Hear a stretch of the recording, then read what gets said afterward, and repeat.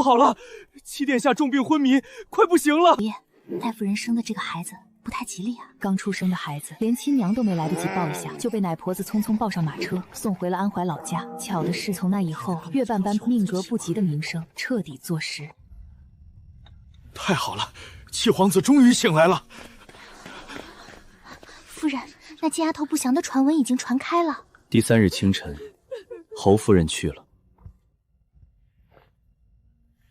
而岳斑斑在安怀老宅过得连个下人都不如。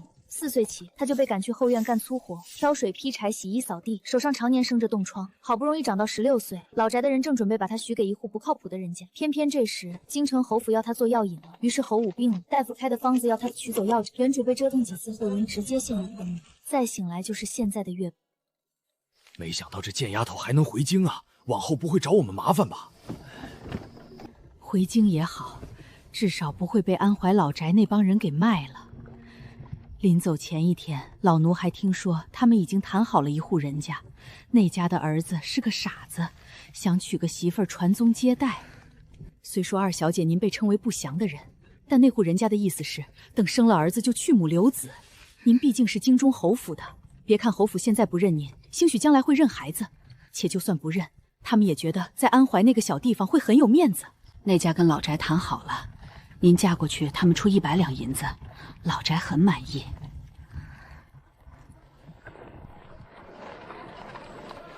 京城到了，已经能看见城门了。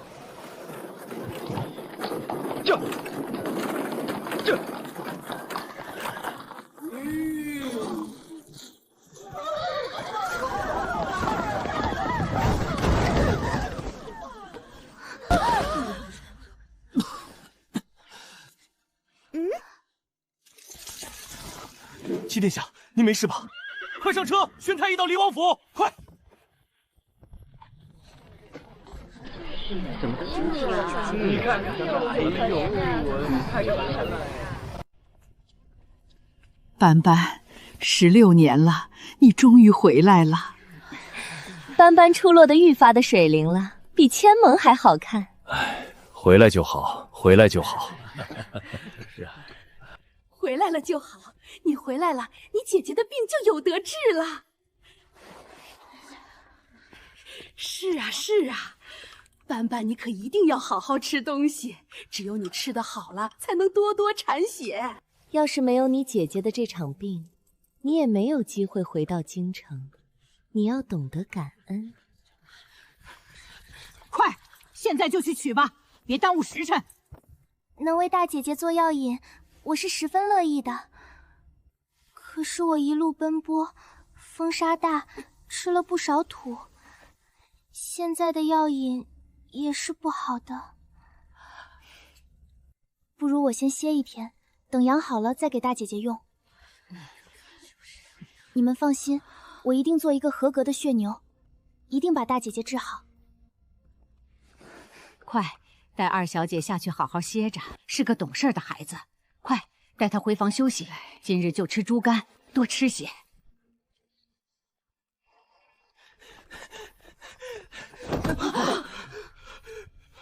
七皇子要死了！侯爷，我听说昨日斑斑回京时，在城外跟七殿下的马车撞到一处去了。七殿下当场就从车厢里摔了出来，跟斑斑摔在了一起，害怕。侯爷，斑斑出生害了七殿下一次，回京又害了一次，这万一皇上把气撒到岳家，咱们可怎么活呀？那你的意思是？不如让斑斑去给七殿下冲喜呢。妾身打听过，七殿下的病是治不好的，想必皇上心里也有数。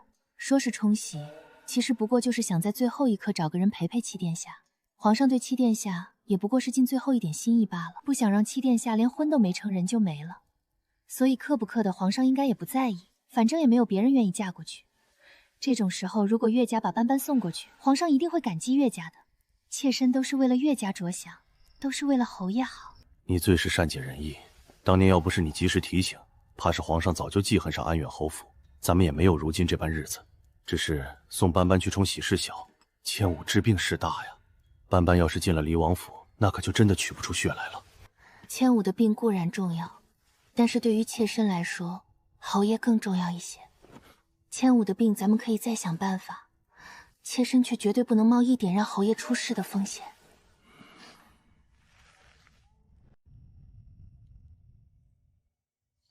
乔淑琴走后，夏南烟妾室身份扶正，岳千武也成了安远侯府嫡女。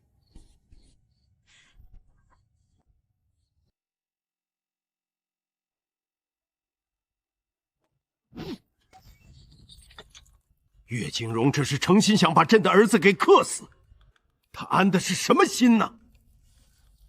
这个安远侯，朕看他是不想当了。其实让岳家的孩子嫁过去也好，京中传了这么多年说那个孩子克重华，这次偏巧两人一起回京，还撞到一起了，想必也是有缘。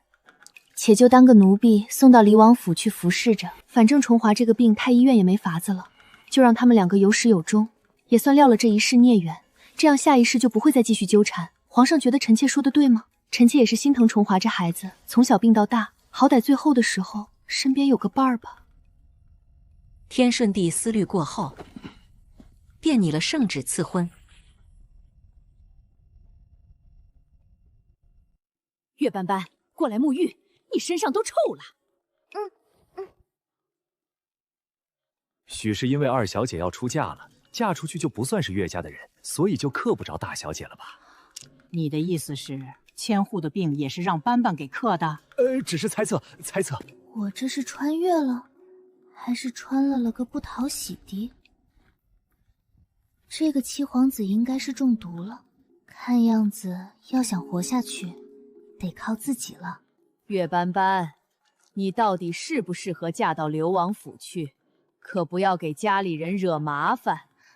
放心，我不会的，我是爹爹的乖女儿，我一定听话。我就是舍不得家里人，想在家里多住些日子，跟家里人多亲近亲近。这可是天上掉下来的夫君，我不捡，岂不是对不起老天爷？明年正取6里发财大轿。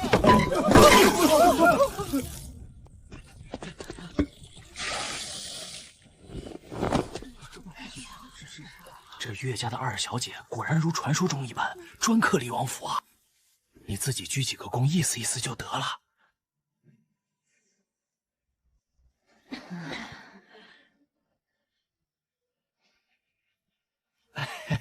新人入洞房喽！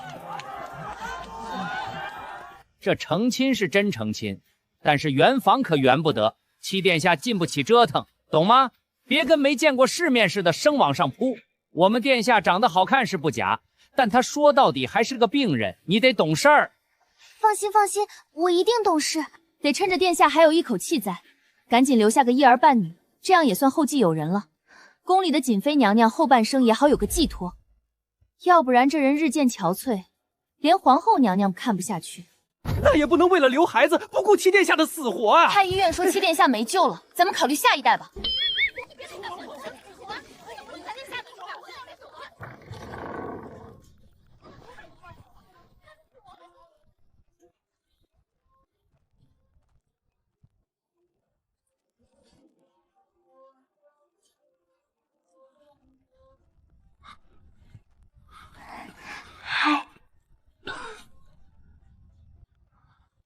我以为冲喜这件事情就够离谱了，没想到更离谱的是，他们竟然把你送了过来。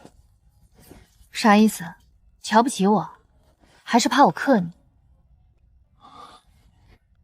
并非瞧不起你，更不是怕你克我，只是觉得他们不应该信什么克不克的传言，更不应该因此耽误你一生。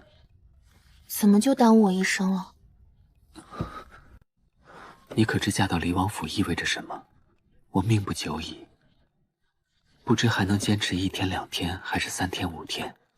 总之太医说，就是这几日了。但终你这一生，都只能留在这离王府里独自生活，不能再嫁人，不能再享天伦之乐。伴随你的只有积极，以及皇家的冷漠无情。你确定要过这样的生活吗？你说的都是真的吗？我将会一个人生活在这座府里，除了下人，再没有人跟我说话。皇家冷漠无情，不会理我这个冲喜来的儿媳。我也不能再回到娘家去生活，不能轻易见我的家人，我也不能改嫁，不能跟别的男人成亲生子。这些都是真的吗？是真的吗？怕了吧？也罢，虽说京中盛传是你克我，但我不信那些。总归咱们还是有缘，我也不能害了你。你若是后悔了，我这就叫人去跟父皇母后说清楚，咱们这桩婚就算解除。你把嘴给我闭上，不要成为我奔赴美好生活路上的绊脚石。好不容易遇上这等好事，我还没等享受呢，你就要退婚，美的你！你说这是好事？废话，不是好事难道是坏事？不用嫁嫁，不用生孩子，没有人在我身边磨磨唧唧招人烦，我也不用整天面对公婆立规矩，到时候整个离王府都是我的。我想躺着就躺着，想坐着就坐着，想吃什么吃什么，想干什么干什么。对了，朝廷会按月给我拨银子吧？一定会的。怎么说我也是离王妃，我要是过得太寒酸，皇家脸上也没有光。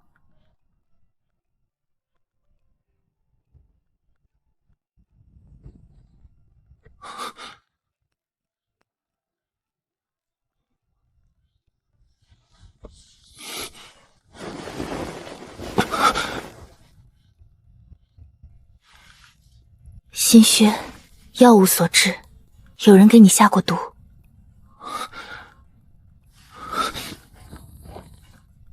筋骨没事，但是下肢水肿厉害，这腿都变形了。你应该经常会有心慌气短的症状，全身乏力，严重的时候站都站不起来，只想躺着。这种情况是心脏供给量问题导致的，满足不了全身的组织代谢。想要解决对我来说不难，但是我不太想把你治好。咱们这样行不行？我给你治到半好半不好的样子，既吊着你的命，又不让你好得太利索。你可以减轻痛苦，但要想像正常人一样也是达不到的。你会医术？我分析过了，你身份特殊，一旦完全好了，一定会参与到争夺储位的纷争中去。我觉得那样不利于我们的家庭稳定，更不利于平平安安活到老死。事业挂太累了，要么被人斗死，要么把自己累死。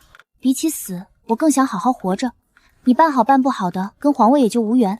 但你又是王爷，这府里的生活十分富足，咱俩就在家中混吃等死，这样是不是很好？怎么活？可一定要给殿下留个后啊！已经在安排我的后事了。我不行，我得懂事，我不能因为你长得好看就生往上步，别的你不要想。哦对，你现在应该也没那个力气想。你哪儿学来的医术？从没听说过安远侯府的嫡小姐精通医术。所以你听说的嫡小姐应该是侯府的大小姐，不是我。吃了它。这是什么？你管它是什么呢？反正你人都要死了，我总不可能傻到提前给你下毒吧？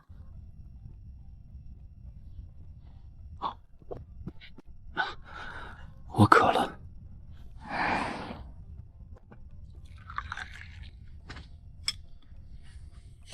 这生心丹你吃了之后，过1个时辰就会有感觉，之前的心慌乏力症状会有明显的好转，包括身上的水肿也会见消。但它不是吃1颗就能好的神药，想要把你这病症完全治好，需要连续服用10日。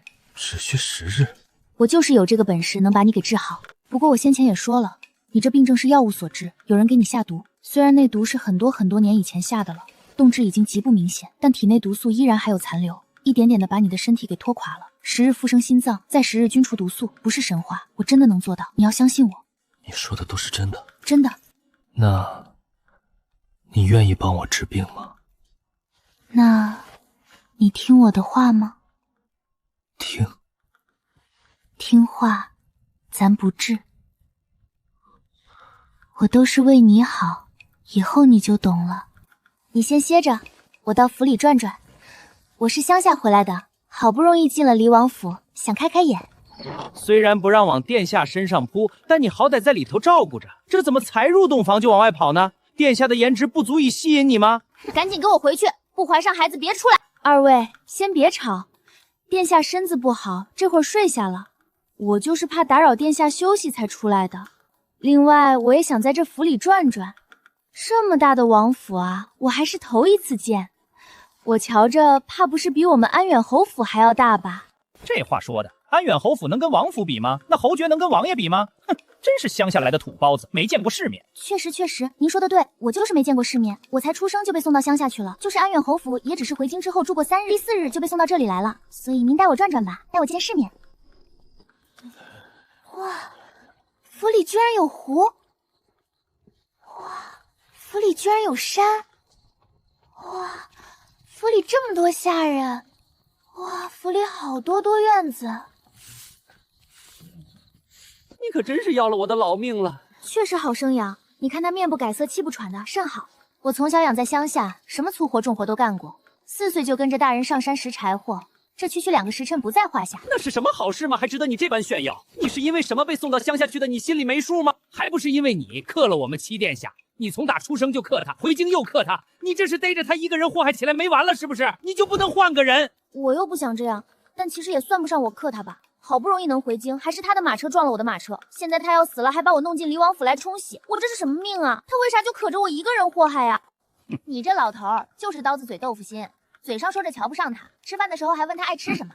好歹有个王妃给殿下送葬的。我宗供您吃什么可气的人？从小养在县下的，随便给口剩菜剩饭吃的，不挑食。对，我不挑食，吃你们剩下的就行。王府里的剩菜剩饭都比我以前吃的好了，我知足。作孽呀，岳家作孽呀！行了，等着吧，我去安排。瞅你瘦的跟个麻杆似的，我让厨房去炖个肉。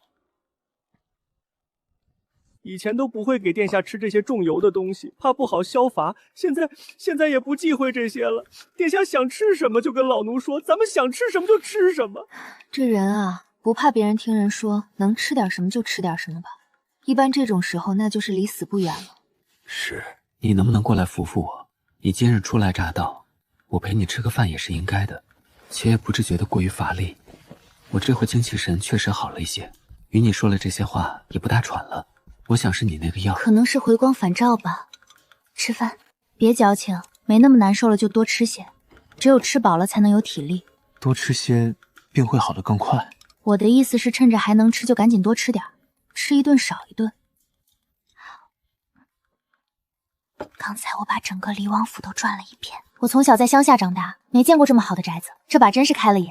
这哪里是宅子，简直就是园子。生活在这里，一辈子不出府门我都乐意。不过你府里有些人不对劲，看我的时候表面上是好奇新王妃，但实际上却带着监视和审视的意味。但也不是所有人都这样，应该是被分成了2派。如何看出来的？观察，那些人看人的眼神不对劲儿，手里在做着的事儿也不对劲儿。明明是拿着扫把扫地，可是划拉了半天，地上的落叶也没聚到一堆儿。我在乡下干了10几年扫地的活，太知道扫成这样意味着什么了。意味着什么？心不在焉，他们根本不是在扫地，就是做个样子，实际上心里想别的呢。所以你逛府是借口，真正的目的是打探一下府里情况。可你不是说要还去观察这些事？我是混吃等死，怎塞但不是被人害死。混吃等死得有个先决条件，就是这个地方他得真能让我平平安安、一事无成的苟合着。那些应该是你对家派来的吧？无外乎就是你的那些兄弟，谁让你家真有皇位继承呢？行了，快吃吧。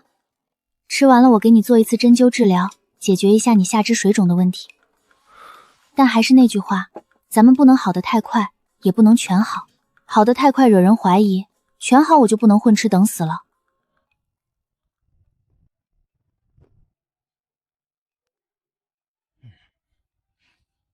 天都要黑了，你该回宫了。今晚我就住着看到皇后娘娘有命，不是，一定要我亲耳听到新王妃跟七殿下圆房。皇后娘娘还有这嗜好呢？你要听房啊？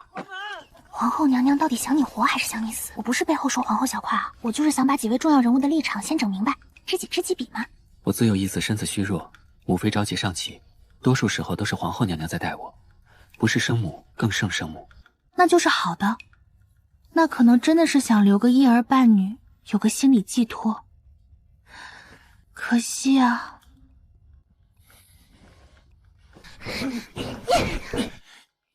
不关门是想把殿下给冻死吗？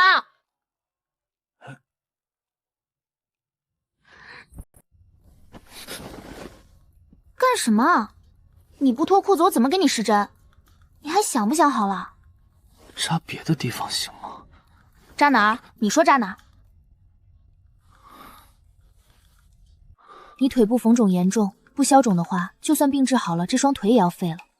你放心，干我们这一行的什么没见过，能够做到目不斜视的。那你倒是看着针啊！你看我干什么？哦，对，看针。好，我看针。你先擦擦口水。你别对我动手动脚的，对你自己不好。你应该对你自己的颜值有一个正确的认知。我都这样了，还能有什么认知？我有认知了，你冷静一下。你炷香时间过了，我再替你拔针。今日你吃过生心丹，心口的针可以不扎，但明日就要扎了，不然你又会觉得没力气。生心丹我倒是还有，就是不想给你吃了。宫里的太医肯定会来给你诊脉的，再吃一颗生心丹，很容易被他们诊出来你已经有转好的迹象，不能被看出来啊！一旦被看出来，咱们的日子就太艰难了。你能不能告诉我，你这些针是从哪儿来的？你病重这件事天下皆知，我做点准备入府也是应该的。至于我这医术，是在乡下时跟那边的游医学的，你也别看不起那些游医，高手在民间，可不是太医院那些老古堡能比得了的。我还是那句话，你这个病我能给你治，但不能完全治好。不过其实经过我治疗之后，你那些乏力和水肿的症状肯定是没有了的，但你不能让人看出来。我教你怎么装。对，就是这么要咳法，多咳几回，这就是信号。你得给别人发出这种你病没好的信号。可以，那其他的呢？其他的没有其他的了，其他的所有事都不符合我只想躺平的人设。你只要病着，咱们就高枕无忧，我也不会给你找麻烦。我天天就在府里躺着，到饭点就吃饭，天黑了就睡觉。你这个床可真舒服。月斑斑，你醒醒，你还没给我拔针呢。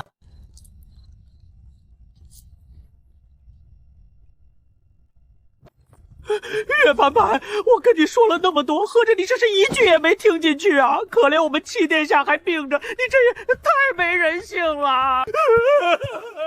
殿下，王妃，百年好合，早生贵子。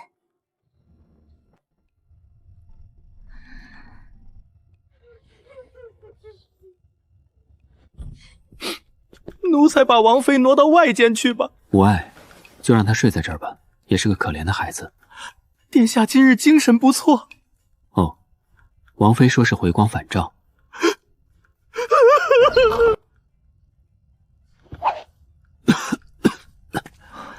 殿下的身子还是不行吗？虽然还是不大好，但似乎比前2日强上一些。那看来是冲洗有效，恭喜齐殿下。那个皇上说了，如果殿下实在不大好，这些折子就让属下拿回去；如果殿下身体好了些，就把这些折子留下。明日殿下批完，属下再来取。齐殿下依然不大好，但好在也没有往坏里发展。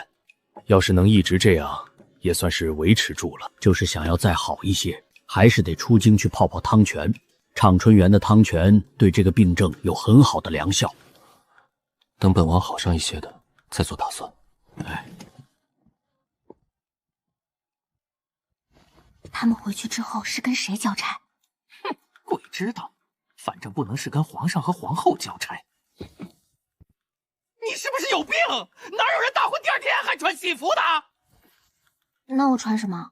你从家里出来没带衣裳吗？你那个奶娘呢？她奶娘她的嫁妆箱子里没有衣裳吗？你还愣着干什么？赶紧给她换上啊！全公公，不是不给王妃换，实在是岳父真没给她带衣裳，倒是有从仙下穿回来的那一身，可是那都破了，实在穿不得了。你从家里出来没带衣裳吗？你那个奶娘呢？她奶娘她的嫁妆箱子里没有衣裳吗？你还愣着干什么？赶紧给她换上啊！全公公，不是不给王妃换，实在是岳父真没给她带衣裳，倒是有从仙下穿回来的那一身，可是那都破了，实在穿不得了。岳家连衣裳都没给她带，岳家人太过分了！那岳景荣脑子是不是进水了？她可是王妃，王妃！你还知道她是王妃呢？既是本王的王妃，那为何府里没有给她准备衣裳？裁缝已经到府上了，就在外头候着呢。因为婚事办得急，咱们也是昨儿才见着王妃一面，没来得及准备。你跟她去量衣裳吧。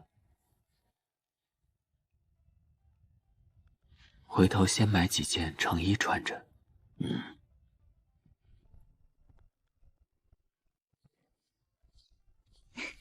你这回真该回宫了。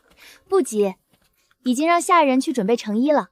等王妃量完体换好衣裳，我带着王妃一起进宫去给皇上和皇后娘娘磕头敬茶。干什么去？去给皇上和皇后娘娘敬茶，这点规矩不懂吗？那新媳妇进门，第2天不都得去见公婆吗？我们姑娘出生就被送走了，老宅那边没有人教她这个。不是有没有人教的事，主要是我一个冲喜的王妃，还用走这种流程吗？你还想不想好了？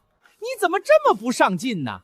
别的王妃一成亲，那是巴不得赶紧进宫去认公婆，那可是皇上和皇后啊！你可倒好，居然不想去。想当年大殿下成亲的时候，王妃还没等进门呢，就在晋王府门口冲着皇宫的方向跪了下来，给皇上和皇后娘娘磕了3个头，叫了声父皇母后。二殿下成亲之后，王妃次日天还没亮就到宫门口等着，一路3拜9叩进了宫。不但给皇上和皇后娘娘奉了茶，连当日的午膳都是王妃亲自准备的。3殿下的王妃最是擅长女红，这些年没少给宫里的主子们送亲手缝制的衣裳，那上头的绣环都是双面绣，据说是打小练就的绝技。要说努力，还得是户部尚书家的嫡小姐，为了将来能嫁给4殿下，那是隔3差5就往宫里跑，见着宜妃娘娘直接就叫母妃，还给宜妃娘娘跳舞，把宜妃娘娘哄得都快拿她当亲生女儿了。这么卷的吗？你现在不是岳家的弃女了，你是正儿八经的黎王妃。虽然你昨天晚上，但是太医说殿下的病没有加重，还说算是维持住了，那你就是有功的。嫁到了黎王府，咱们就是一家人，做奴才的就得为主子打算。说说吧，你有什么才艺？我会割猪草。他确实会割猪草，而且还割得很好。你把嘴给我闭上！你俩成心要气死我是不是？割猪草算个什么才艺？整个京城哪有1根猪草能让他割？他割了猪草为谁？京城里哪有猪啊？全公公别再骂了，新王妃从小就被送到乡下去，想来也是没见过京城的世面，她害怕紧张也是正常的。要不就请春花姑姑回宫去跟皇后娘娘说一声，请娘娘看在离王府情况特殊的份上，把这个流程给免了吧。对，免了吧，我现在还迷糊呢。哎呀，不行了，我迷糊。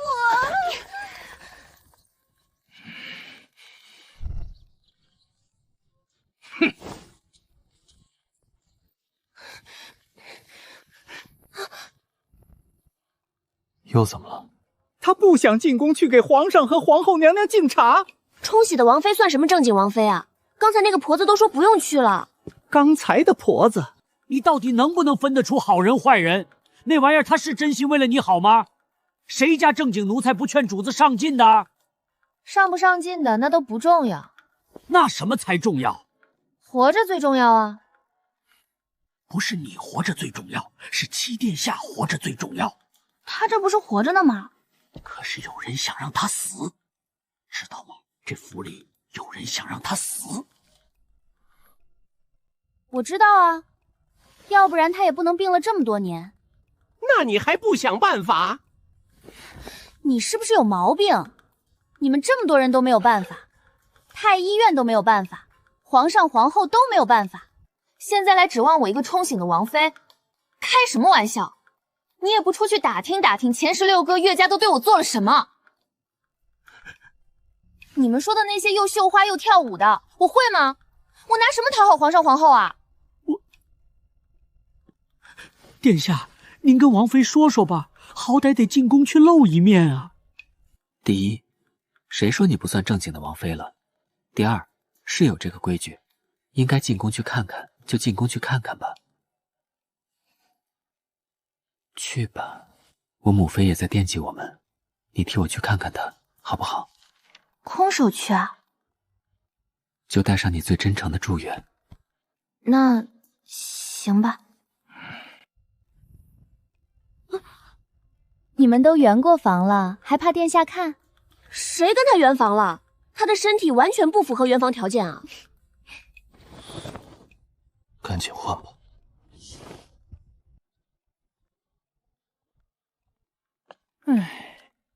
长得是挺好，就是人傻了点儿，怕不是个美丽的小废物吧？全公公慧眼如炬，说的全对。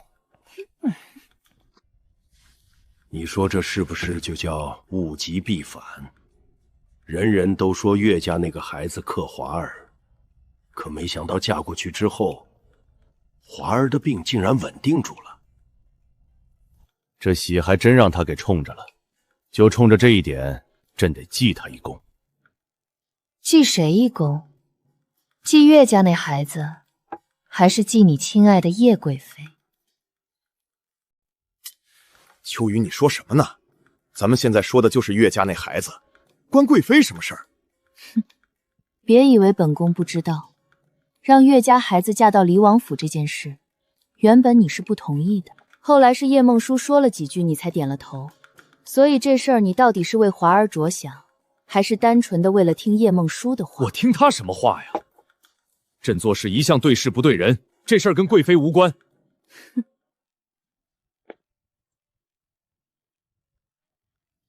长秋宫到了，到了，到哪儿了？你睡了一晚上还没睡醒？我要真睡了他一晚上，现在估计还躺着起不来呢。皇上和皇后娘娘都在吧？瑾妃娘娘到了吗？皇上是来了，但瑾妃娘娘没来，听说又病了。瑾妃娘娘这个身子也实在是让人着急，打起精神，跟我进去吧。父皇母后，请父皇母后喝茶。往前几步，你搁那儿举着，谁能够得住啊？早听闻你打从出生之日就被送离京城，一直在老家养着，回京之后又匆匆嫁到离王府，这些规矩不懂也情有可原。也是可怜了你这个孩子。其实当年我们是不信谁克谁这种怪力乱神之说的，但又不好干预朝臣的家事，所以罢了，都过去了。听太医说，华儿的病算是过了难关，维持住了，算是冲喜成功。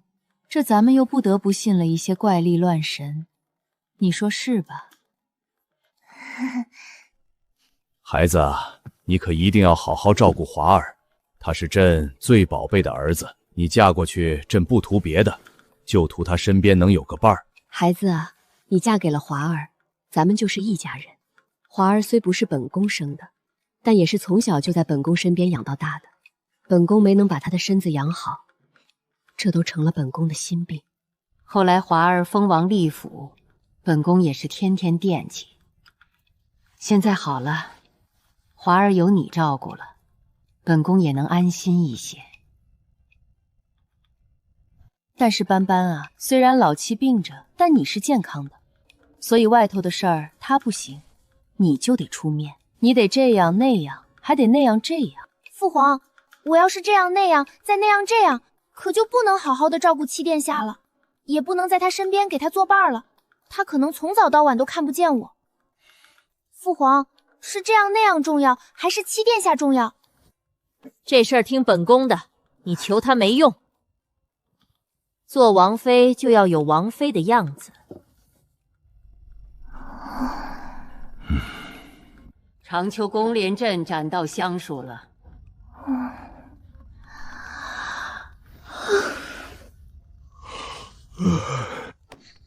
怎么了？怎么了？散朝了吗？秋雨，你这个脾气得改，动不动就拍桌子可不好。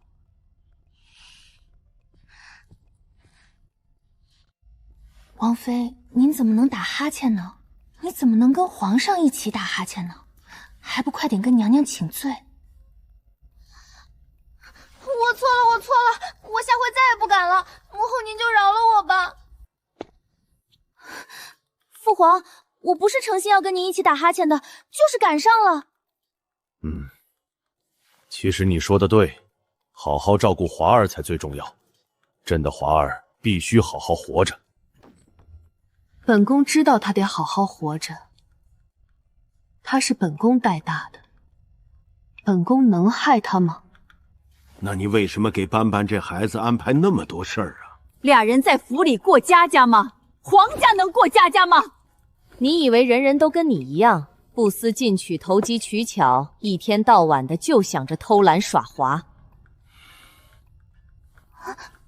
人家斑斑是个上进的孩子，赶紧给我滚！找你的叶贵妃去吧，抱着叶家活去吧！你别老拿叶家说事，叶家跟这事儿不安着。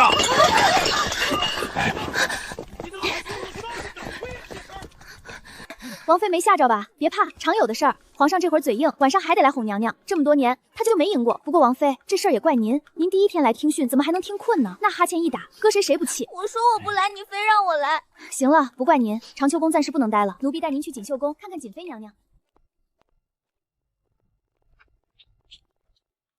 黎王妃，贵妃娘娘有请。哎。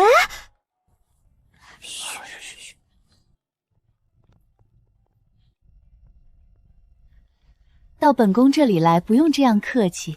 本宫今日能借众长华的媳妇，心里很高兴。本宫一见到你就觉得亲切，可能这就是缘分吧。可惜了，早知道你这么好，本宫应该去求皇上，让你嫁给八殿下的。你嫁给崇华也好，崇华是这些皇子里面样貌最好的一个。都有机会见到安远侯，本宫一定替你讨个公道。这么乖巧的孩子，怎么命这么苦呢？贵妃娘娘真是太客气了，第一次见就送我这么贵重的东西，这是你应得的。那还有没有别的赠品？全处处扯我干什么？我跟贵妃娘娘赏了头缘，我若空手从兰台宫出去，旁人看见了，会不会说贵妃娘娘小气？一定要好好跟七皇子过日子，要把黎王府照顾好。贵妃娘娘待你这样好，王妃要懂得感恩，别做没良心的人。怎么会这样？嬷嬷，您别回头，继续往前走，我再看看。哼，有毛病！没想到真是这个病，嬷嬷也太可怜了。黎王妃，您到底在说什么？我说嬷嬷病得不轻，再拖下去可就麻烦了。黎王妃，您到底在说什么？嬷嬷，您再走两步。哎呀，没错了，一样一样的。什么一样？有些话我不知当讲不当讲。讲。好，那我就说说。嬷嬷，您这腿怕是有点毛病。我们乡下有一个人就是这样的，走路腿画圈，平时看不出来，但偶尔发作的时候就会画那么几下。什么了？我哪有走路画圈？这么多年从来没人说过。可我是个实在人，贵妃娘娘对我这么好，我不能当个良心喂了狗的白眼狼呀，我得报答。您高兴，娘娘就高兴；娘娘高兴，皇上就高兴；皇上高兴，皇后就……总之，我就是想报答贵妃娘娘，所以才指出嬷嬷这病症。我到底哪有病？哪条腿？右腿膝关节发生了轻微的错位，这是发现的早，再晚就是严重错位，没救了。走两步，有病没病都走两步，看看到底画不画圈。就在这儿，走两步。哎，我怎么画圈了呢？我这腿怎么不听使唤了呢？黎王妃，怎么会？什么？到底发生了什么吗？是不是觉得有病的那条痣吧没有力气，不画圈就走不稳路？我也是跟嬷嬷投缘，才多说了两句。我都是为了嬷嬷和贵妃娘娘好。好孩子，好孩子。黎王妃呀，刚刚是老婆子我不懂事，说话不好听，您可千万别往心里去。可真是大善人啊，养才看就心肠好了。虽然不如娘娘东西珍贵，但这也是我身上衣裳最值钱的了。王妃收着，我这个腿脚也送不了王妃太远了。嬷嬷快回去吧，一定要多休息啊。好人一生平安。怎么回事儿？怎么就麻了？没什么，我拍你几下你也麻，那地方本来就是麻筋。那他为啥又画圈了？腿麻走路不就画圈吗？合着好好的一个人就这么被你给忽悠瘸了。还祝他好人一生平安呢。并不是故意冷落瑾妃娘娘的，是瑾妃娘娘本身的性子就比较清冷，不喜欢人多，所以才撤了不少下人。实际上瑾妃娘娘是宠妃来着，待会儿您见着就知道了。奴婢从来没见过那样的美人。不要跪，不用跪我，我不在意这些虚礼。这位就是七殿下的王妃，安远侯府的二小姐，今天带进宫来给娘娘看看。娘娘，是我看入神了，你别笑话我。你跟你母亲长得很像，我一眼瞧见你，还以为是淑斌又回来了。你能在这种时候到黎王府去陪着华儿，我很感激你。没想到我跟淑琴时隔16年之后，还能有这般缘分。娘娘，您不怕我克七殿下吗？一来你是淑琴的孩子，我与淑琴自幼相识，只会心疼她失去了你，不会气恼她的孩子克了我的孩子。二来什么克不克的，我不信用地方。唉，反倒是这么多年让你受了苦。当年我派人去跟岳家说过，可他们还是不肯把你接回来。我给你备了见面礼，这上面的盒子里装的是我入宫前从娘家带来的，是我娘给的。要是生了儿子，就把这些东西当银票把给我带出宫去。下面的盒子里装的是银票，我没有多少现银，何况华儿常让人吃药，淑琴的孩子就是我的孩子，我带你跟带华儿都是一样的。娘娘放心。 今早太医来看过七殿下，说他的病可以维持。母妃放心吧，我一定能把七殿下照顾好的。淑琴都没听到你叫她一声娘，我现在却能听见你叫我母妃了，我心中实在欢喜。还是都长大了就有自己的造化，您把身体养好，也能替他解心宽。母妃能明白我的意思吗？明白。以前皇上和皇后娘娘也总这么说，但是我都没听。不过今日你说的我会听，因为别人说上天也是华儿一个人在离王府生活。 但是你说不一样，你是真的能在离王府陪着他，所以我愿意听。算你有良心，知道好好的跟瑾妃娘娘说话。瑾妃娘娘实在是太可怜了，以后你要常进宫，多陪她说说话。的价钱，今儿你也没少赚，见面礼也不算愉快，银子是得了，还见了3位娘娘，却没有一个人留我吃个饭，我都快饿死了。这皇宫也太大了，我得走了2万多步吧？为什么娘娘们都住得那么远？皇上来来回回的不累吗？ 也不是所有娘娘都住得远，主要是这几位。瑾妃娘娘喜静，主动要求住远处。皇后娘娘跟叶贵妃一向不怎么和睦，皇上怕俩人打起来，所以干脆让他们住得远些。真是麻烦。离王府主吃了我一件，早我吵事的帝后和吵架。你小心点儿，别磕了。月下遗落的是兰台宫和锦绣宫的。 月斑斑，你什么意思？你别告诉我是殿下要吃这些玩意儿。昨日公公问没有喜欢吃的东西，我想了一晚上，都写了下来。熊掌、鹿尾什么的是不可能有了，但我瞧面上这意思，你可能是爱吃肉。等着吧，晚上给你整个大肘子，记得再炖个乳鸽枸杞汤，我补血。退下时把门关紧，脱裤子。下次你能不能直接说扎针？脱裤子，扎针。大男人脸红个什么劲儿？ 我都不脸红，你脸红。但凡你在这种时候少拿那种流氓看民妇的眼神看着我，我都不会脸红至此。你就是小气。今日我去见瑾妃娘娘时也是这么瞅她的，人家都没说什么，大大方方的给我瞅。你倒好，多瞅你几眼就不乐意。就是现在这个场面略显尴尬。我怎么不尴尬呢？正因为你不尴尬，尴尬的就是我。见着母妃了。你跟瑾妃娘娘长得可真像。她说我跟我母亲长得也像，还说他们认识很久，是很好的朋友。我第一次听人说起我母亲，心里也是高兴的。哦，母妃，你放心，母妃的病没有大碍，我今天握到她的脉了。 他也答应我会好好养身体，不再因为你的事为心。你也一样，保持好心境，病自然就散得快。好，他奶娘啊，你也得多劝劝你家主子，能吃能喝是好，但不上进是真不行。今日皇后娘娘还特意提了这个事儿，他得往心里去啊。一定劝，我一定劝。一会儿等他吃完饭我就劝。这个吃相也不行，哪有侯府的大家闺秀是这个样子的？我让他改，我一定让他改。 看吧，病的是七殿下，不是你，你是可以走路的。你这个做下人怎么一点眼力劲儿都没有呢？七殿下他是病人，他那个病累心，还没力气起不来。你说我总在他面前天有多蓝地有多宽，跟龙儿说这首曲子有多美妙，不信你听听。跟走不了路的人眼前显摆自己长了腿，那不是什么往人肺管子里戳吗？你怎么这样呢？王妃还是心肠好，心肠真好。命是苦了点儿，心是真好。在安怀老家的时候，后院的猪整天不动弹，他都能赶着走2步，生怕猪吃太多被人宰了。要不要请太医来看看？那要不要吃点什么？多喝热水吧。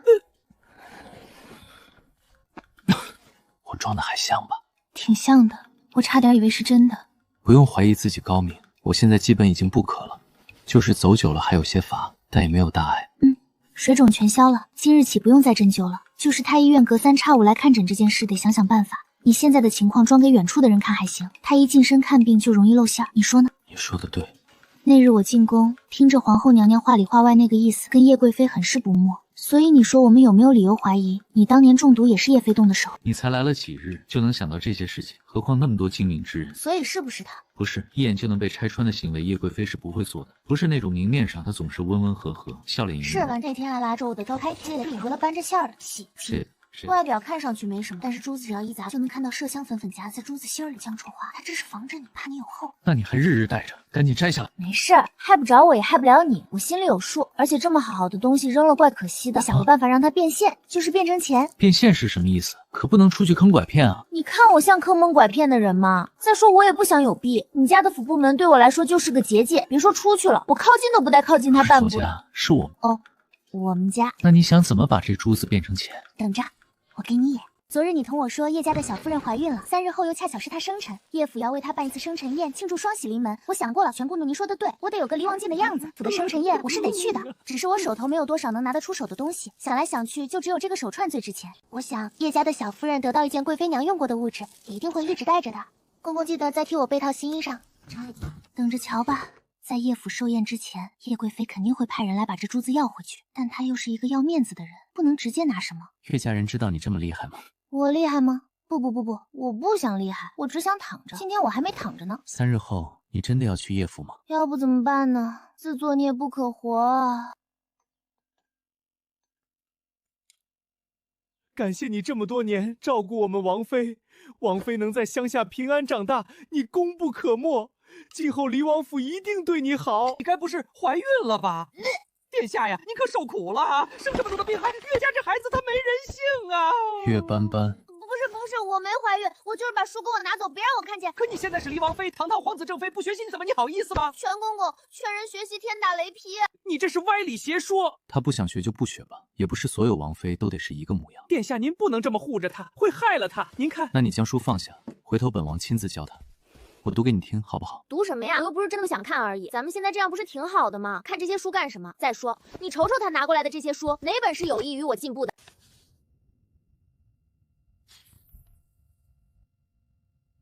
你看我说什么来着？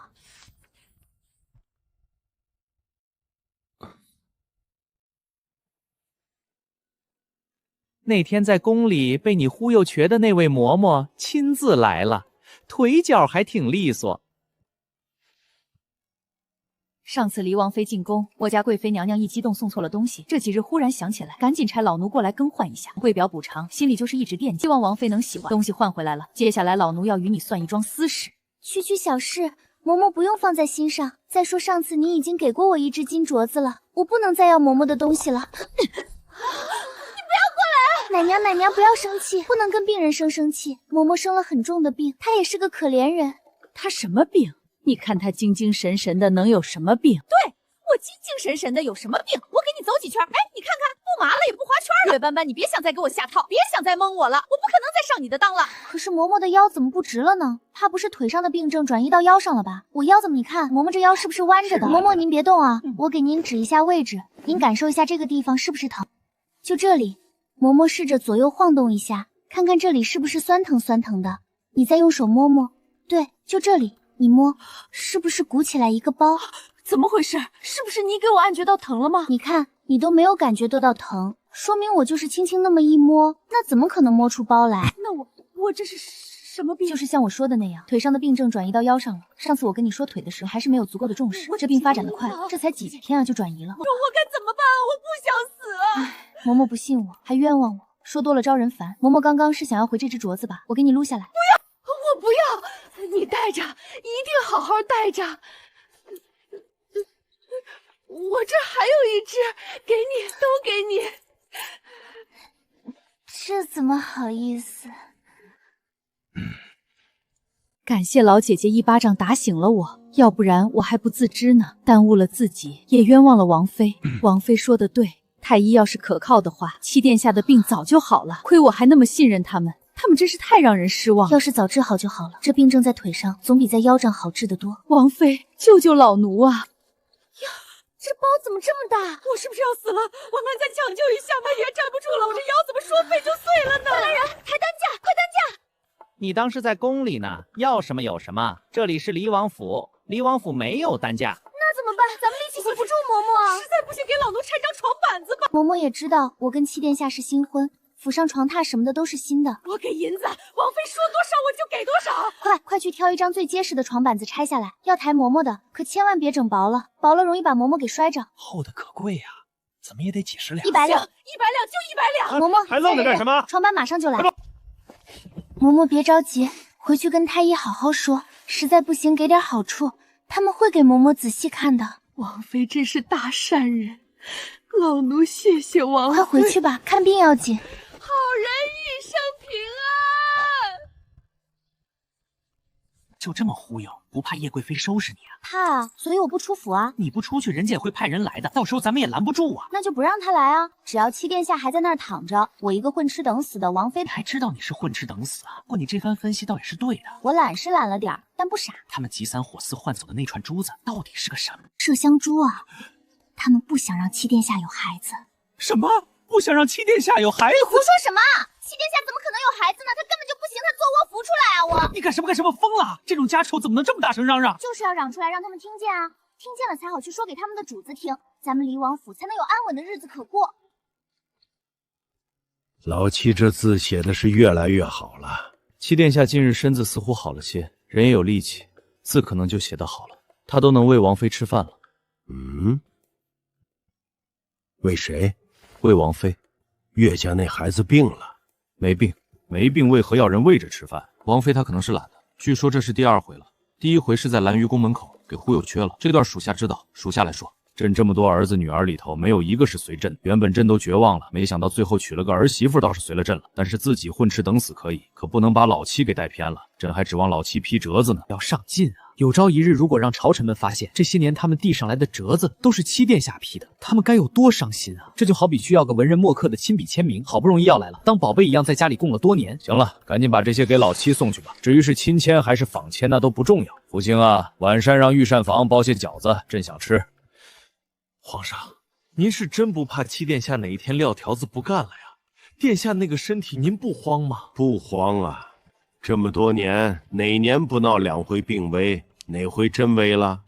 再说，这不是冲喜冲好了吗？他说什么你信什么？那太医说你没事，你怎么不信呢？问题离王妃她说的对，太医这么多年都没治好七殿下的病，可见他们的医术也就一般般。包啊，不信娘娘摸摸。包在哪儿呢？你让本宫摸什么？摸包啊，那么大一个包，娘娘摸不到吗？哎，不对呀，包呢？该不会又转移了吧？上次就是从腿上转移到了腰上，这回能转移到哪儿去呢？去叫八殿下来一趟。是，就说本宫有事找他。本宫怎么就生了你这么个没出息的玩意儿？你还真当贤王的贤是悠闲的闲？要不然呢？是哪个贤？你少欺本宫几回，本宫就能多活些年数，能给你好好铺铺路。能不能铺一条不通往皇位的路？那玩意儿不是人干的事儿啊！我不是说父皇不是人的意思啊！你给我闭嘴！2天后，你小舅母办办生辰宴，听说那岳斑斑也去，你替本宫好好看看那个人。谁？岳什么玩意儿？斑斑老七冲喜的那个王妃。七嫂啊！你不用叫的那么亲切。哦，母妃至于吗？就7个病病歪歪这么多年，身子一直都熬废了，您总盯着他干什么？你怎么就知道你父皇不会把储位给了老七呢？他爱给就给呗，反正我也不想要。你给我闭嘴！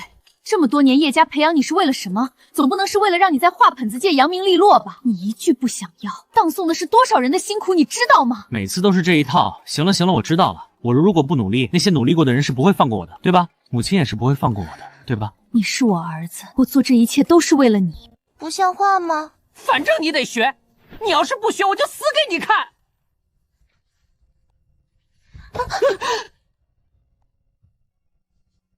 哎呀！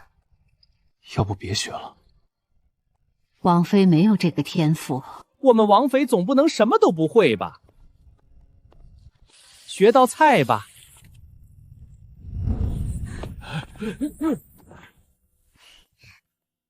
岳斑斑，要不你俩和离吧？今日咱们学点文的，咱们学茶道。这么的，咱们抛铜板来决定今天学还是不学。是那种抛到正面就学，抛到后面就不学的玩法吗？不是抛出去铜板摔碎了就学，摔不碎就不学。其实王妃挺努力的，本王已经教会她识字了。是吗？你给她读一下书名念什么？母猪的产后护理。这就是你找来的书。冤枉啊，殿下！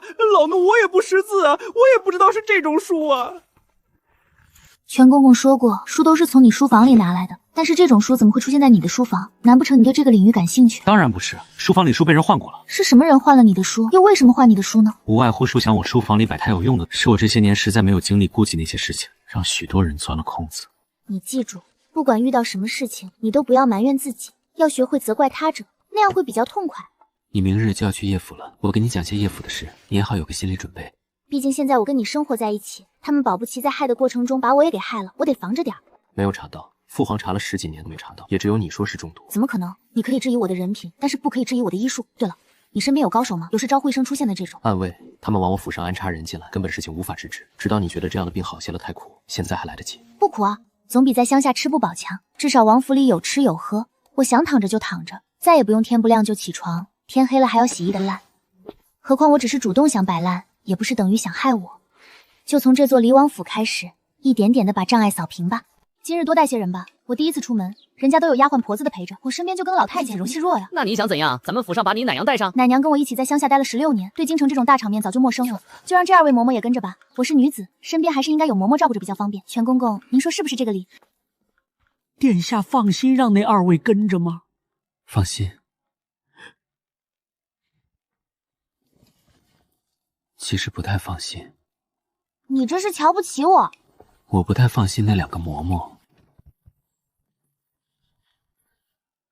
王妃慢点，小心脚下。能到叶府来串门的，肯定也都是京城里有头有脸的。快看快看，那就是给七殿下冲喜的王妃，岳家最到现在的继任。这就是我生气啊！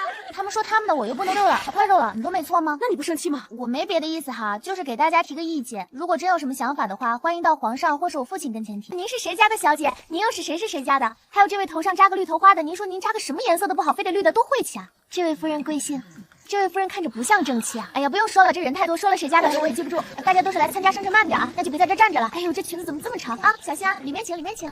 岳家的大小姐来了。岳千武也来了。岳千武当然得来，他可是跟叶贵妃走得很近呢，每个月都要进宫1次2次，就为了讨叶贵妃欢心。谁允许你穿成这样的？我娘，她说花招展的才吸引人，说我已经16了，不嫁出去。才16就恨嫁呀？你可站着说话都不腰疼，有本事你别早早嫁了。你要相信我，我是被逼的。你说的对啊，你也很漂亮，你今日这件衣裳很衬肤色。夫人手怎么这样凉？要不要我的手？看到了吗？这就是岳家大小姐的魅力，不管是不是有竞争关系，大部分人见了她都控制不住的想要与她亲近。哎，柠檬树上柠檬果，带上我。柠檬树下只有你，没有我。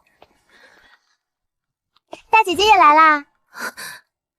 她是2小姐，2妹妹来得早啊。这不舅姐身子好些了没有？你是不是又喝别人的味儿的？你给我说说呗。我没有，你别胡说，姐，你们别听她的，我没有。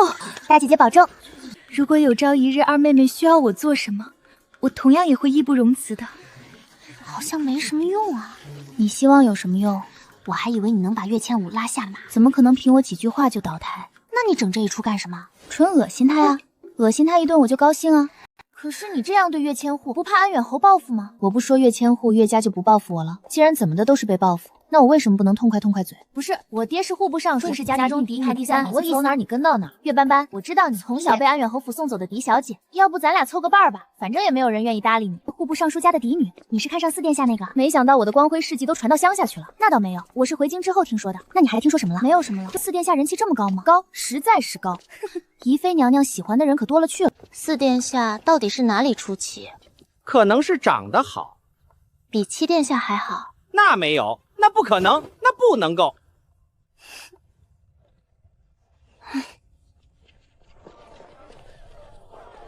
试问天底下除了瑾妃娘娘，谁还能有咱们7殿下长得好？他对7殿下多少有点个人崇拜，你别往心里去。他说的没错啊，这天底下的确是没有人比7殿下长得好看啊。可惜7殿下身子不好，总感觉活不长久，要不然我一定改到锦绣宫跳舞去。这是怎么回事呢？大年宫宴那会儿，那帮女的几番嘲笑我，我一生气就把他们的花花肠子都给说了出来。展开说说，比如说李家的那个，她也喜欢4殿下，丢脸也得大家一起丢才是好姐妹。后来我娘把我嘴堵上了，那些被我说中的人又哭又闹，我心烦，直接掀了桌子。失敬失敬，皇上没罚你？没罚啊，那场宫宴闹腾到挺晚，也不知道是哪个非说要陪皇上一起守岁，过了子时才结束。我瞅着皇上都困了，正好借着我掀了桌子这个点子，他当场宣布宫宴笑笑。反正我没挨说，就是回家挨了顿打，我爹打人挺疼的。你这样都能学得这么好啊？这可能就是传说中的天赋吧。真有这种天赋？有个屁！只有在背地里往死里努力，才能在表面上看起来毫不费力。那我们也努力，你自己努力吧，我不努力了，我只想当个废柴。你为什么不努力？我为什么要努力？为了那几个穿的比你还招风，谁家的？一个是吏部尚书家的，一个是右相家的，还有一个父亲只是个6品小官，她还是个庶女。那个呢，戴绿头饰的那个。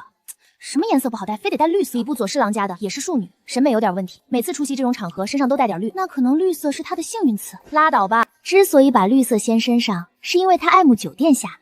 9殿下的名讳里有一个绿字，9殿下名叫江绿尘。这他妈谁给取的名字？听说是皇上。算了，当我没说。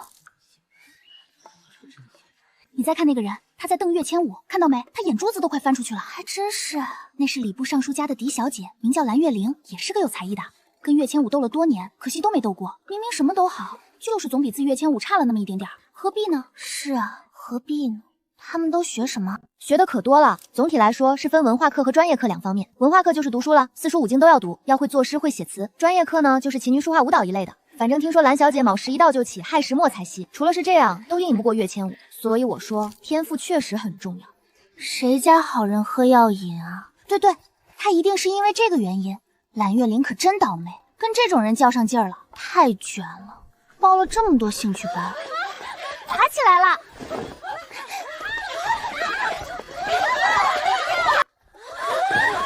别打我大姐姐！别打我大姐姐！别打我大姐姐！别打我大姐姐！快看看岳家大小姐怎么样，有没有伤到哪里？算了，想来她也一时之气，我挨几下没关系。千武就是太善良了，咱们告状去。算了，得饶人处且饶人，我没事的。你也是输在半路的？不是，我是输在起跑线上的。那你能不能有点志气？你们家的事儿全京城都知道，你遭的那些个罪都是岳千武他娘那个小三儿害的。也不能这么说，主要原因还是男人的耳根子软，他软就是不行，但凡他硬，我都不能被送走。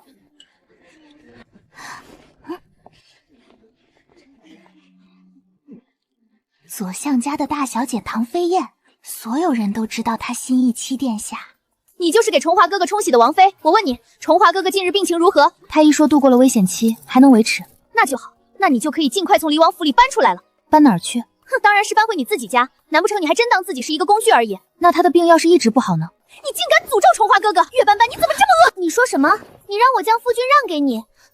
你说你爱慕我夫君多年，你说你非我夫君不嫁。天哪，这不是给你未来的夫君戴绿帽子吗？你敢说你不喜欢七殿下？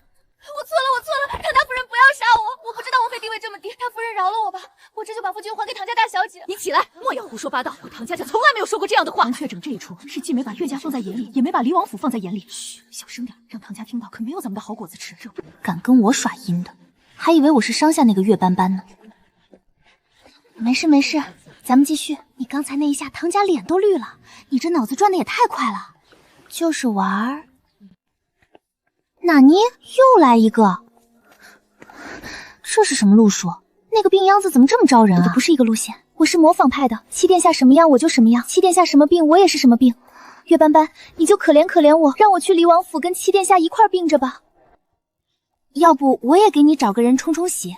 你看，你如果也有人给冲喜，那是不是又跟七殿下多了一个共同点啦？那我等你。啥？这就走啦？100万，离开七殿下。100万？怎么，嫌少？对不住啊，要怪就怪自己，你不该来招惹我。你快回来，这有人出100万，你要往上加吗？还有唐家大小姐，你往上加吗？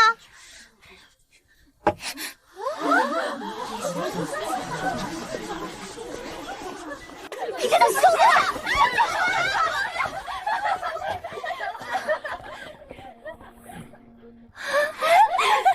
的！对，往后咱们妯娌之间多走动。坐吧。姐姐好。胡说什么？那是你婶婶。婶婶好，你是新婶婶吗？婶婶你看起来好美呀，想跟婶婶贴贴。不要闹，婶婶还没吃东西呢，让婶婶先吃点东西再陪你玩。那婶婶猜安保吃的是什么？猜对了有奖哦。反正不可能是地瓜。恭喜婶婶成功排除了正确答案，那安保就不能亲婶婶了，婶婶的奖励没有了。咱们都是自家人，不像别的宴庭里一个人都长了800个心眼儿，咱们吃饱才是要紧事儿。吃吧。三弟妹，你这是病得治，我只是不饿。可是你随礼了啊，礼都随了，为什么不多吃回来一些？多亏啊。丫鬟从外头回来，讲其他厅的趣事，说岳千武所在的厅里正在讲菜品典故，输了自罚1杯。得亏我爬得快，成了王妃了。生死由命，富贵在天，啥也不会怨我，也怨不得你。你从小不在这些事情上就不擅长，在不在京中长大的。谁这个姐姐不错，我喜欢。我带安保去园子里逛逛，我也去换身衣裳。换不换的有什么意思？又不找对象了，可惜了，小小年纪的。可惜我小小年纪就嫁人了。不是，可惜你小小年纪就不知道换衣裳。下人来传话，说女兵都去了梅园，岳家大小姐和唐家大小姐为首的小姐们正在作诗写字。不去。天菩萨，千万别喊我烧脑。斑斑，快走，梅园那边热闹起来了，岳千武和唐飞燕那帮人都在作诗写字呢。这姐姐也忒淡定了吧。我一向写字没有岳灵好看，此番又要丢篓了。岳大小姐不用放在心上，你已经那样优秀了，次次都赢，那岂不成神仙了？哼，马屁大圣。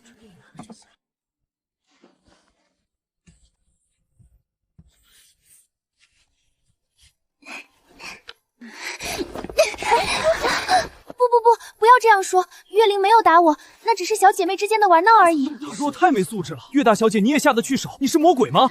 冤有头债有债主，一切都是岳千武那个二货干的，他们都眼瞎，是人是狗都分不清呢。干死岳千武一个也是可以的。二妹妹要不要也来写一写？你是在邀请我跟你比字？是啊，不过二妹妹可能不会写字，毕竟你从小就被送离京城了。我是不会写字，但是没关系，可以陪你玩玩。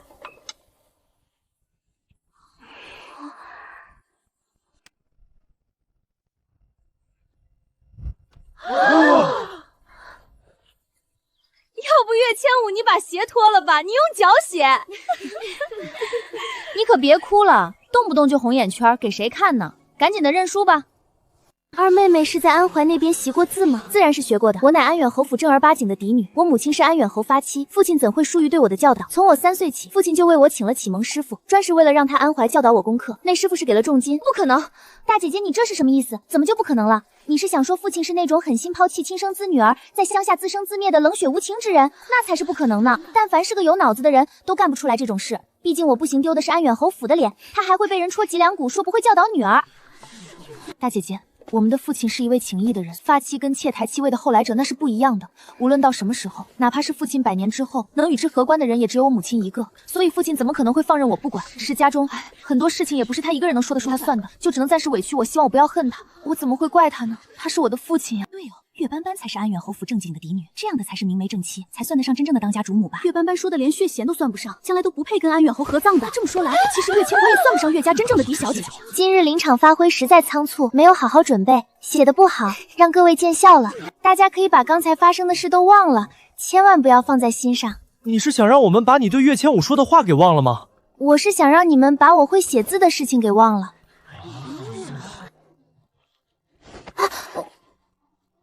岳斑斑，你要是个男人就好了。你要是个男人，我就不用去宜妃娘娘面前跳舞了，我直接给你跳。这位大姐，你今年有25吗？岳斑斑，你在胡说些什么？我今年才14岁。什么？竟然才14岁？那为何看起来竟像是27、8的样子？你这张脸是生来就这么成熟的吗？你看你这皮肤跟10几岁的小姑娘比，完全没有弹性啊！我什么玩意儿没弹性？我没有。你捂起来是没有用的，总不能一辈子捂着是吧？只要手一放下来，明眼人一眼就能看出你的皮肤状态老化严重。不信你看看你身边这2位，他们跟你是差不多年纪吗？你看看他们多水灵，只有你的皮肤差了。手是女人的第2张脸，它比脸更容易出卖女人的年龄。你的日子过得好不好，在一双手上都能体现得出来。我知道你们都是大家闺秀，家中不可能让你干粗活累环活。那么在这种情况下，手的状态不好，可能就是你自己身体的原因。你们也知道，我打从出师背地里就被送到乡下养着了。可是你们看我的手，能看出来我是在乡下干了10几年粗活的人吗？你还懂这些？我父亲偷偷给我请的师傅可不止一个，还有一位女师傅专门教这些。女师傅还教会我一些美容养颜的配方，我自己调配出有针对性功效的花果茶，喝了之后对女人很友好，像皮肤老化、色斑、茶疹和热水都可以去除。是。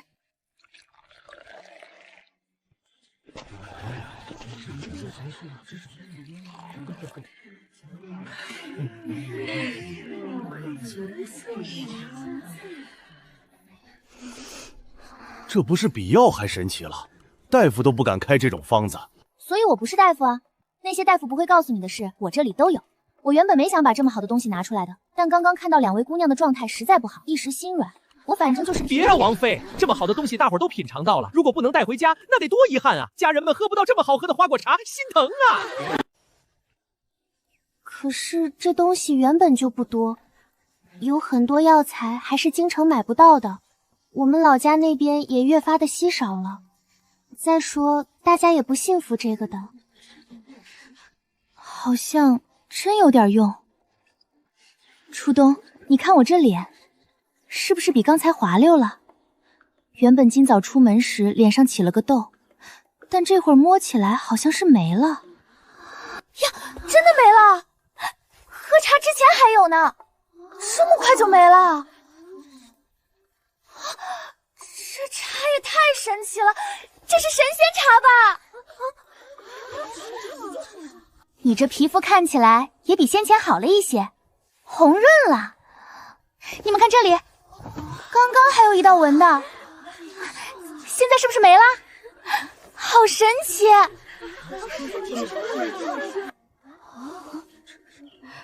好像是比之前好了，人也显得好看了，似乎有些弹性了。你卖给我吧，我买，我也买。别管有没有他说的那些个功效，至少这玩意儿好喝呀。就这一小盏，我一直在回味，这味道是以前从来没尝到过的。对，实在是太好喝了，就算什么用都没有，也比喝茶强。那岳斑斑不简单，悄无声息的在安怀老家练就一身本事，这才回京几日啊，就能压岳千武一头，不可小觑。岳斑斑还真是个土包子，不知道的还以为一辈子没消的那股钱呢。也是，谁让李王府穷嘛？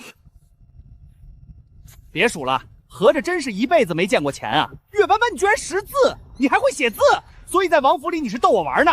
不是说了吗？让你们把这件事都忘了。那忘得了吗？通过这一日，瞧出自己跟正常人的差距了吗？瞧出来了。那之后呢？你们打算怎么办？要是在以前，王妃点出我们老这些有病都一五一十的跟贵妃，但是现在不一样了。我们在这种情况下，要是再出卖王妃，那我们还是人吗？你们能想到这一点，就说明脑子还有救。咱们王妃是真心为你们好的，你们懂得感恩，不能用嘴懂，得用实际行动，知道吗？知道，老奴知道。咱们以后一定好好伺候王妃，只要王妃不嫌，咱们治好了后就回来给王妃当牛做马，一辈子对王妃好，再也不搭理贵妃娘娘了。也别不搭理，那样对你们也不好。咱们都是好人，哪能看着你们往火坑里跳？要是突然就不理贵妃娘娘了，那贵妃娘娘也不能放过你们。这样以后该怎样就还怎么样。贵妃那边你们该去还得去，但该说什么就得多斟酌斟酌。至于你们的病，回头我请大夫给你们瞧瞧吧。这一日你们到底经历了什么？怎么说呢？经历了很多，但又仿佛什么都没有经历过。反正人回来了，钱也回来了。至于其他人的死活，王妃说她管不着。老奴想，这可能就是传说中那种不顾人死活的玩法吧。王妃她有内秀啊。那送礼了吗？不算送，只不过是叶家小夫人买我们的东西，给打了个8折。不过王妃，你确定那些东西咱们府里有？确定啊。搁哪儿呢？我告诉你。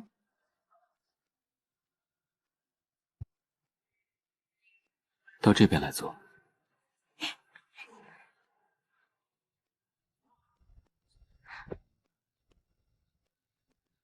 你卖了什么东西给他们？这些银票都是你这一日赚的？对啊，我厉不厉害？厉害。我们斑斑真是太厉害了。确实厉害。德全批评我来着，一是说我识字，但却骗他说不识；二是觉得我今日在叶府太嘚瑟了。你怎么想？不能说嘚瑟，只能说你做事有自己的主意。我相信你不是一个冒失的人。之前你在入府第一天就把整个离王府都逛了一圈，也成功的发现了其他势力安插进来的人。那么今日之事，我想你一定也有自己的安排与打算。只是，你能不能与我说一说？我去这场生辰宴是迫不得已，一切都是那串麝香手涮引起的。但我自认为与那贵妃娘娘往日无冤，近日无仇。就因为嫁给了你，她就这么害我，我不干，所以我设计让她自己把珠子要了回去。但叶府我也不得不去了，我就想，好不容易出去一趟，也不能白折腾，总得看到点什么。于是今日我不但看到了叶府，也看到了京中许多人。既然这些人是我早晚都需要认识的，那我认为，与其日后一个一个的认识，不如借着这个场合一起都认识了更快一些。我的立场是，大家最好都能和睦相处。让我能在离王府里平平静静的过完一生，但如果有人想要打破这份平静，那我也不能吃这个闷亏。我可以摆烂，但我不能让人欺负着摆烂。今日他们针对我了，那我就坑他们一笔银子。至于岳千武和岳家，哼，就算他们不来招惹我，我也是要跟他们讨一讨这16年的公道的。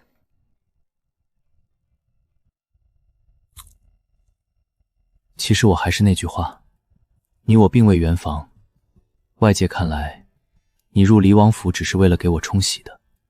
你若是想要远离这些纷争，我可以与你和离。你放心，你我和离之后，我会给你一笔银子，再派人送你到一个你喜欢的地方。至于岳府那边，我会请父皇母后为你挡一挡，将你的户籍从岳府迁出来。你甚至可以改名换姓，远离京城，从今往后好好的过日子。这些，只要你提出，我都会满足你。王爷、王妃，可以用晚膳了。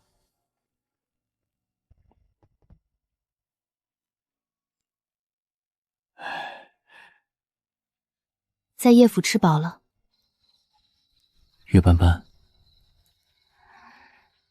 天凉了，你要不要过来睡？男女授受不亲，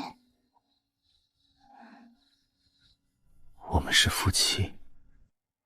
我是冲喜的，不算。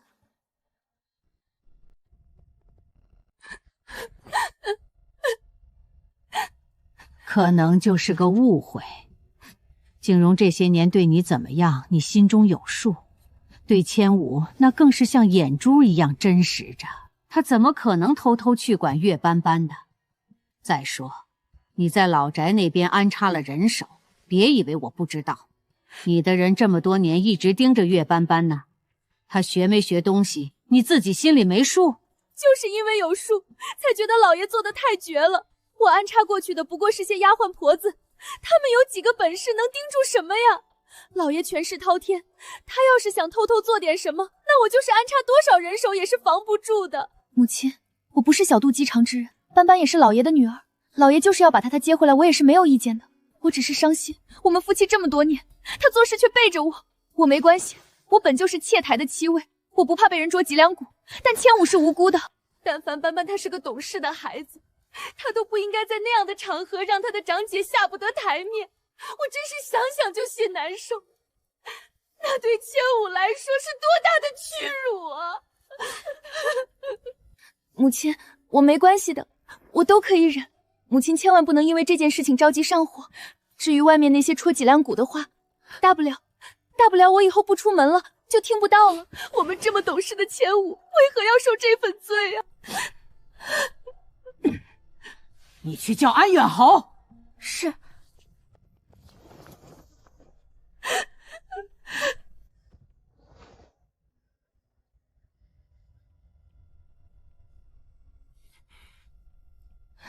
岳景荣，你可知罪？今日二妹妹是当着所有宾客的面写的字，那么多人都看见了，女儿是不会说谎的。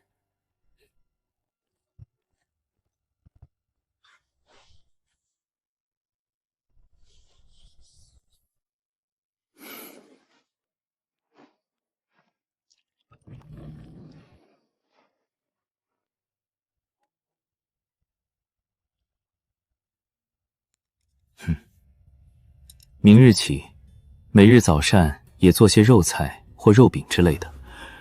是，照着王妃的口味来做。你手不能提，肩不能打的，走几步都喘。吃肉菜干什么？不是我想吃，是想给你吃。你太瘦了。我瘦吗？正好，瘦点省衣料，不能多花你们离王府的银子。岳斑斑，你良心发现了。第一，你应该叫她王妃。第二，良心发现这种话不应该从你的嘴里说出来，特别是对着王妃说。你是王府老人，照顾本王多年，本王自然对你多几分敬重，但这并不代表你可以不分尊卑，对本王的王妃如此无礼。德全，本王是在认真同你说话。你要记在心里。老奴记下了，都是老奴的错。就依着本王说的，往后3餐都多做些荤食。行了，出去吧。德全是没大没小，但也没有恶意。平时我们斗嘴也习惯了。你今日抽的是什么风？不是抽风，是觉得不应该委屈你。不是都要把我送走了吗？还差这几日委不委屈的？我在乡下委屈了那么多年，早就习惯了。我亲爹都委屈我，何况一个萍水相逢的人。你我之间只是萍水相逢吗？岳斑斑，回答我。不然呢？不是萍水相逢又是什么？情深意重肯定是算不上的，毕竟也没认识多少时日，最多算是一个强行捆绑。皇上赐了婚，我不得不嫁，你也不得不娶，所以咱们这算孽缘。事实上，你并不喜与女子接触，这些事我昨日在叶府也听说了。而我呢，我也没有打算16岁就成亲。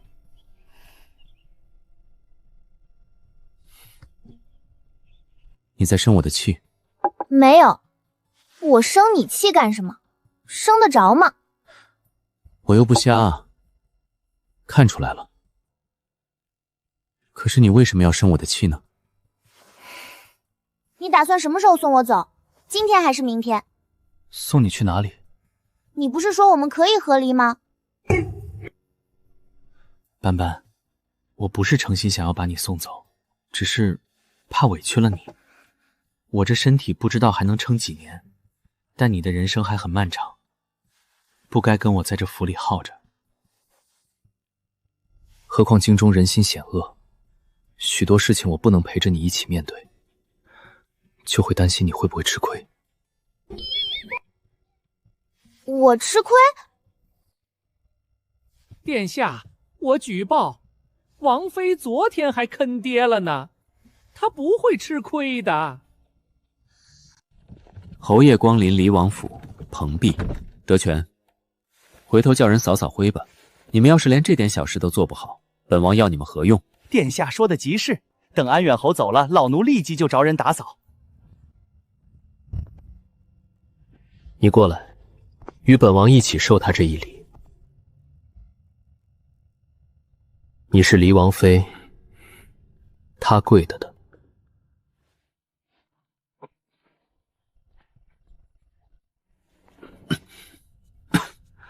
安远侯，请起吧。如今岳父与本王也算亲戚，不必多礼。不敢不敢。你有没有闻到这屋里有一股子奇怪的味道？好像是不太对劲。你说这是什么味儿呢？不是人的味道。岳斑斑，安远侯直呼我大名，看来是一点都没将东福皇室放在心上。这里只我一人也就罢了，我不同你计较，但七殿下也在呢，你这是在打谁的脸？微臣没有打谁脸的意思，只是想问问这个女儿，本侯何时请了师傅送去安怀教导她功课？安远侯是不是病了？不然为何记性这么差？没听说安远侯病了，可能也不是记性差，是不想承认吧。其实没关系，父亲，这里是离王府，不是安远侯府，没有大夫人在，您不必怕。你们到底在说什么？本侯又在怕什么？自然是怕大夫人呀。父亲惧内，别人不知道，我还不知道吗？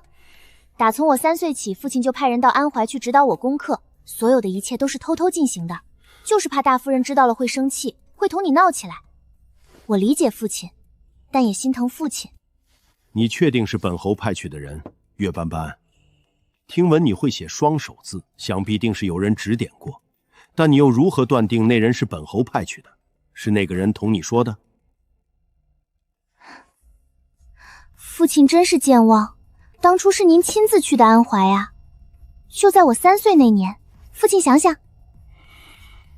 那年我还小，但已经记事。我清楚地记得父亲抱着我说，这辈子最对不起的就是我和我母亲，说你忘不了我母亲。奈何家中那个姨娘下世是个阴毒的，设计送走了我，连带着害死了我母亲。说你只要一想到这个事儿就恨她，但是又不能跟她翻脸，因为她帮你，如果不把我送走，就将我克妻殿下的事弄得满城皆知，到时候不信皇上不往心里去，不信皇后娘娘不恨你。你说你也是无奈，你得保岳家，所以只能舍了我。但你不会真正的放弃我，因为我是岳家你唯一承认的嫡女，就算流落乡下，也要好好的教导，不辜负我那可怜的母亲。刚刚我对父亲态度不好，父亲别怪我，因为我觉得父亲对外不肯给我好脸色，我得配合着父亲把戏演下去，不然大夫人又该跟您闹了。但后来我又觉得那样做不对，父亲对我那么好，我不能连声父亲都不叫。殿下，你说对不对？16年前，本王4岁，确实在斑斑出生那一日病情加重，但是后来缓了过来。安远侯还进宫探望过本王，当时你说的那番话，本王也记得清清楚楚。安远侯当时拉着本王的手，说你对不起本王，说你新出生的小女儿克了本王，请本王不要生那个孩子的气。她才出生，什么都不懂。安远侯说，你已经把那个孩子送回乡下老家养着去了，但是身为一个父亲，不能眼睁睁看着那个孩子自此荒废一生，那样也对不住你的妻子。所以你希望本王能允许你在那个孩子再长大一些的时候，请个师傅去安怀教导他。你说那是你发妻为你生的嫡女，无论家里是什么样子，你心里始终最在意这个女儿的。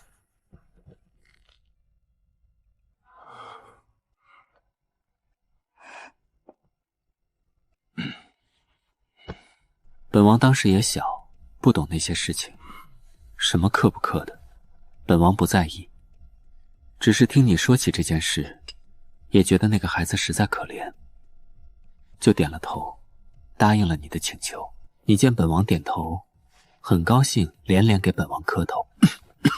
磕完头，你又请本王替你保守秘密，说不能让别人知道，特别是你们家那个姨娘下世，你好像挺怕她的。安远侯，这些事情本王都记得，你怎么就忘了？找人看看吧，别是脑子出了问题，记忆混乱。至于斑斑，这可能就是缘分吧。当初你求到本王要保的这个女儿，没想到竟是本王日后的王妃。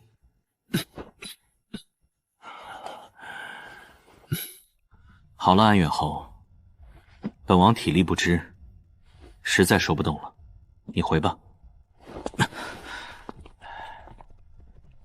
父亲一定请个大夫好好治治。您正值壮年，可不能就这么糊涂了啊！那还怎么为皇上分忧呀？至于家中大夫人，父亲让着她些。您脑子不好，玩心眼玩不过她的。万一她哪天起了歹心，再加害父亲，我是嫁出去的女儿泼出去的水，不能替父亲分忧，实在是心中有愧呢。父亲慢走。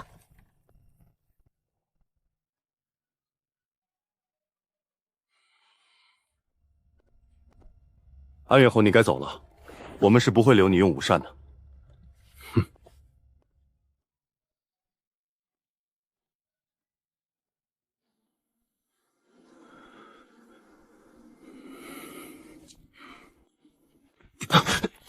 侯爷慢点，侯爷小心。昨日王妃去叶府时，跟着一起走的嬷嬷也是下台阶的时候绊了一下，后来听说那嬷嬷脑子不好，似乎是生了什么病。对，就是脑子不好。嬷嬷自己都承认了，全宫后那会儿还张罗着给请大夫呢，说是要好好治治。脑子的病可不是小事儿。唉，你说挺好个人，怎么得了这种病？谁知道呢？听说这种病一得上，恶化的很快，还会转移，严重的不出几个月人就没了。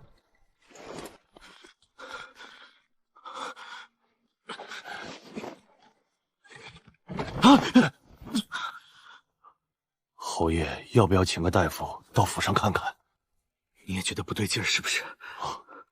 就算老天爷撒谎，我们七殿下也是不会撒谎的。所以王妃，您反省反省，是什么原因让我们七殿下变成了如今这副样子？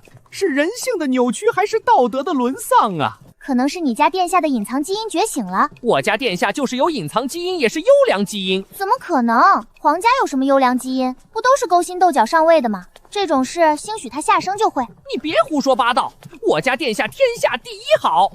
你在内涵谁？你说谁胡说八道？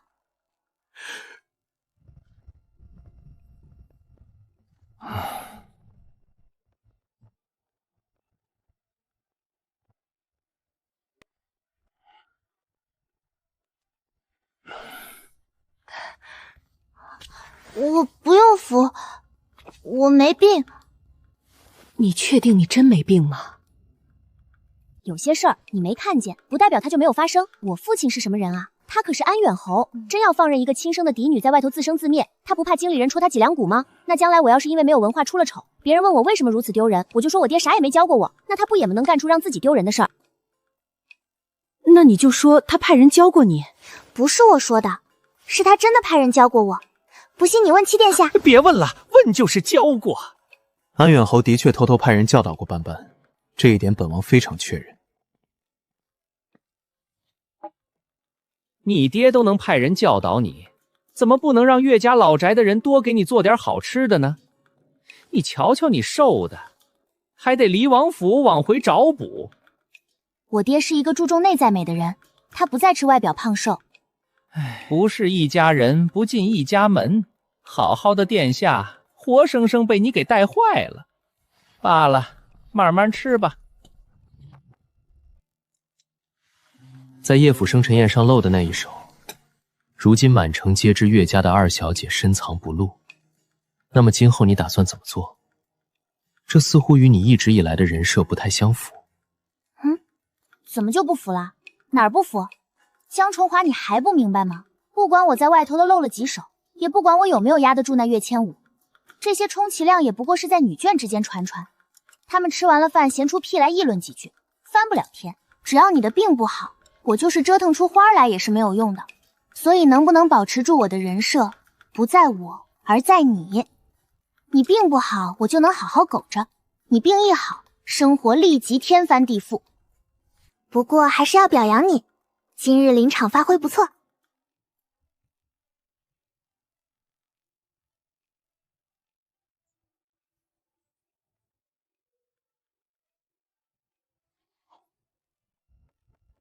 谈谈感想，今日为何配合我做这一场戏？夫妻就该同心同德。既然咱们不和离，那就得把日子往好了过。我病着，不能让你夫唱妇随，那就只能是妇唱夫随，我都可以，我不介意。谁说不合理的？我说的，不离了。凭什么你说的就算？那你想怎样？想要让我留下来，总得有些表现，要不然你说让我走我就走，你说让我留我就留，显得我多没面子，搞得这个家像是你说的算一样。如何表现？美人计可不可以？你要是用美人计，那我就只能将计就计了。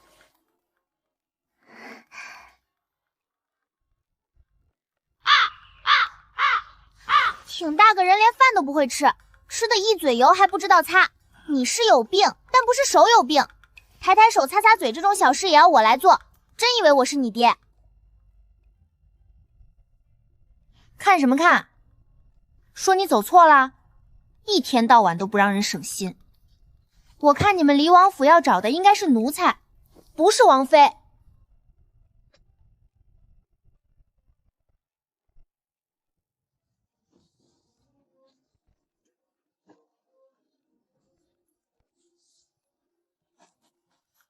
要不要找个专门的盒子收这些银票？可以找个带锁的。用不着，你得给我找一间空屋子。啥意思？字面上的意思。啥意思？要不全姑母跟我们一起看看大夫吧？是啊，王妃就是想要一间空屋子，没住人的那种。照王妃吩咐去做。看到了吧？除了你们住的那个院儿，还有书房的这个院儿，再加上下人住的偏院，其余所有屋子都是空的。你该不会是想问问府里有没有别的女人住着吧？不好意思问有没有人住，就拐弯抹角的问有没有空屋子。府里有没有女人住，我嫁进来的第一天就知道了。我再跟你说一遍，我就是要个空屋子，我要做点事情，你给我找一间大一点的，离我们院近一些的。看到没有？这院子其实是给你准备的。王府有王府的规矩，殿下住的地方是殿下住的地方，不代表王妃嫁进来就能跟殿下同住。王妃有自己的院子，殿下想去自然会去，殿下要是不想去，或是去别的什么侧妃屋里，你就只能在自己屋里闷声待着。但因为你是正妃，所以你的院子离殿下住的地方还是挺近的。不过我们离王府比较特殊，谁让七殿下一直病着呢，就被你给钻了空子了。是不是我入府了之后，你家殿下活过来了？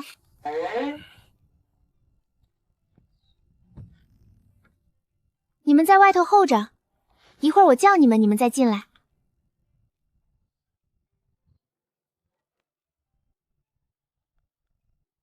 一要叫王妃，二不可以不尊重王妃。